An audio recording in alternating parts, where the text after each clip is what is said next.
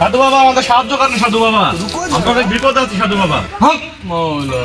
তোমাদের সমস্যা সাধু বাবাকে বলো, সাধু বাবা তার 3 নয়ন দিয়ে শুনতে পাচ্ছে। হক মাওলা।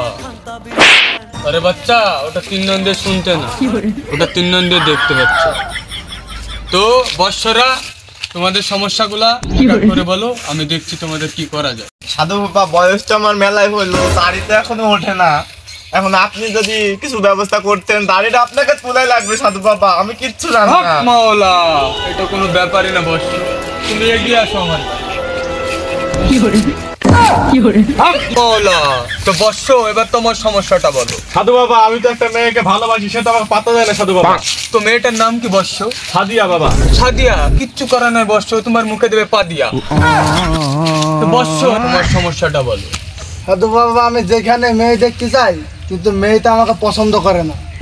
এর কারণটা হচ্ছে বাবা, তুমি কাইল্লা, তোমার কোনোদিনই বিয়ে হবে না। পুরে বাচ্চা সাধু বাবা, আমার বাড়িতে 3টা বউ, মার সুরে বাচ্চাকে মার। ওরে বাবা রে, ওরে বাবা রে, ওরা কি আমাকে মার্ডার করতে এসেছিল?